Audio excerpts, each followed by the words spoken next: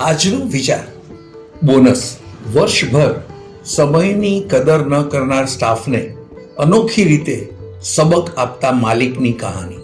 Bonus. અશોકની factory સારી ચાલતી હતી, અંદાજે 20-22 વર્ષથી. એમાં પ્લાસ્ટિકની ઘર વપરાશની વસ્તુઓ બનતી. અંદાજે 50-55 જણનો સ્ટાફ. દર વર્ષે દિવાળી નિમિત્તે સ્ટાફને દીવથી દશેરા પર જ ઘર માટે કામ આવે એવી વસ્તુ ઉપરાંત બોનસમાં સારી રકમ આપતો. ઉદાર દિલથી સ્ટાફને રાખવાની એની આદતને લીધે સ્ટાફમાં પ્રિય. છેલ્લા 2 વર્ષથી નફો ઘટતો જતો હતો. આ માટે એણે પ્રયત્ન કર્યા અને કારણ પણ થોડું ઘણું શોધી લીધું. અશોક રેકોર્ડ મેન્ટેન કરવામાં ખૂબ માહિર. નાની વસ્તુનો પણ હિસાબ રાખે. આ એની આદત. ઘડિયાળમાં બેટરી બદલે તો પાછળ સ્ટીકર પર તારીખ નાખી રાખે. ટૂથપેસ્ટ નવી કાઢે તો ટ્યુબ ઉપર માર્કરથી તારીખ લખે. મુખ્ય કારણ કંજૂસી નહીં, પરંતુ એની આદત. દવા ખરીદે, જેમ કે આંખના ટીપા, તો ભાવ જુએ અને મનમાં વિચારે 10 ml ના 288 રૂપિયા થાય તો લીટરના કેટલા થાય, અને પછી મનોમન જ વિચારે માણસની મજબૂરીનો લાભ લઈ માર્જિન વધુ લેતા હશે. બાકી 10 ml ના 288 તો લીટરના 28,800 થાય. એવું શું આપી દેતા હશે? આ વિચાર એને હંમેશા મનમાં રહે. બસ આ એનો સંતોષ, બાકી કારણ કંઈ જ નહીં. અને આદત વર્ષોથી, એટલે ગણ્યા વગર રહે નહીં. આ એના સ્વભાવની વાત, એટલે કે સ્ટાફ સાથે જે વાત કરી શક્યો એ આદતના આભારી હોઈ શકે. દશેરાના દિવસે દર વર્ષની જેમ બધા ઉત્સાહથી મળ્યા. નાસ્તો થયો, ગિફ્ટ અપાઈ અને બોનસના કવરમાં એક કાર્ડ હતું. એમાં લખેલ, કાલે સાંજે ડિનર પર બધા મળીશું. ત્યાં કંપનીના સેલ્સ અને બાકીની વાત થશે અને પછી બોનસ ડિક્લેર કરીશ.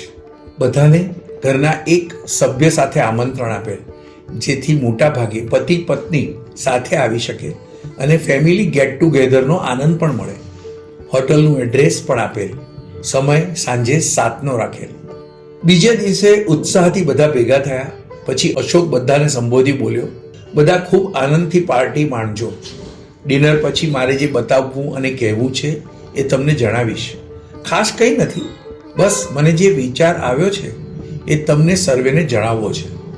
બધા ખૂબ આનંદથી સ્ટાર્ટરથી લઈ ડિનર માણી રહ્યા, પણ મનમાં ને મનમાં વિચારતા તો રહ્યા છે. ડિનર પત્યા પછી એ જ હોટલના કોન્ફરન્સ હોલમાં બધાને જવા માટે કહ્યું. ત્યાં પ્રોજેક્ટર પણ હતું, એટલે બધા સમજ્યા કંઈક તો બતાડવાના હશે. થોડી જ પળોમાં અશોક અને બીજા ઓફિસના સ્ટાફ ડિપાર્ટમેન્ટના હેડ એમ 4 જણા સ્ટેજ પર આવ્યા. અશોકે જે કહ્યું એ ખૂબ ટૂંકમાં કંઈક આવું હતું. છેલ્લા 2 વર્ષથી સેલ્સ ઘટ્યું છે, એટલે નફો ઘટ્યો છે અને બધા જ ખર્ચા વધ્યા છે. આટલા વર્ષોમાં દર વર્ષે વધુ બોનસ આપવા પ્રયત્ન કર્યા છે અને આપ્યા પણ છે, પણ આ વર્ષે ખૂબ જ ખેંચ પડી છે. છેલ્લા 1 વર્ષથી આ માટે ખૂબ વિચારો કર્યા. પરિસ્થિતિ સુધારવા એક નવી પ્રોડક્ટ ઉમેરવી પડશે અને 2 થોડા આઉટલેટ પણ વધારવા પડશે. બીજી બાજુ પ્રોડક્ટ વધારવા નવું ઇન્વેસ્ટમેન્ટ પણ કરવું પડશે. આ બધું તમને એટલે કે હવે જમાનો બદલાયો છે. તમે બધા જો થોડું થોડું કામમાં યોગદાન આપો તો પ્રોડક્શન વધે એમ છે. ફેક્ટરીમાં કલાકો સરખા જ રહે છે, પણ થોડા સુધારા કરવાથી પ્રોડક્શન વધી શકે એમ છે. અને એ શું કરવું એ તમને સ્ક્રીન ઉપર 10-20 મિનિટની ક્લિપ બતાવ્યા પછી કહીશ. પ્રોજેક્ટર ચાલુ થયું અને સ્ક્રીન ઉપર ફેક્ટરીના બિલ્ડિંગથી શરૂઆત થઈ. ત્યારબાદ એક પછી એક ડિપાર્ટમેન્ટ દેખાતા ગયા અને છેલ્લે કેન્ટીન, વોશરૂમ એરિયા અને સ્ટોર રૂમ વગેરે દેખાયા. ટૂંકમાં ફેક્ટરીના દરેક એરિયાને કવર કરી લીધે. સાથે દરેક જગ્યાએ કોણ અને શું કરે છે એ ફક્ત લખાણમાં હતું, પરંતુ એક વાક્ય કોમન હતું જે દરેકે નોંધ્યું, અને એ વાક્ય હતું ડિપાર્ટમેન્ટનું નામ, કઈ વ્યક્તિ છે એનું નામ, અને દરેકમાં મોબાઈલ જતી વ્યક્તિને હાઇલાઇટ કરેલ અને લખેલ મોબાઈલ કોણ જુએ છે.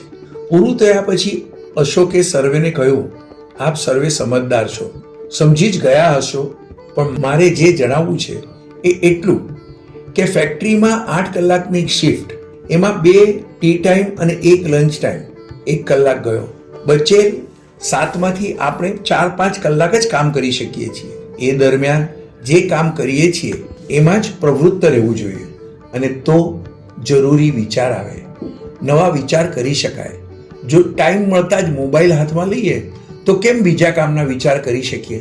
તમે જોયું હશે, વોશરૂમની બહાર, કેન્ટીનમાં અને કામ કરતા વચ્ચે મોબાઈલને લીધે ખૂબ જ સમય વ્યતીત થયો છે.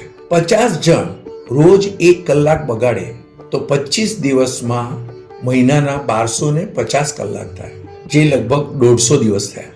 મોબાઈલમાં જે આવ્યું એના માટે વાતો કરીએ છીએ. મારે એટલું જ કહેવું છે, તમે સર્વે જાણો છો, વેચાણ ઘટ્યું છે. જે વર્ષોમાં વધ્યું ત્યારે એક વધુ બોનસ આપજો એવું કહેવા તમે બધા આવેલ, અને મેં તમારા કહેતા પહેલા જ આપી રાખેલ. એ આપ સર્વે જાણો છો. તો આ વખતે જ્યારે 2 વર્ષથી આ ઘટ્યું છે ત્યારે કેમ કોઈ ઓછું કરવા ન કહી ગયું?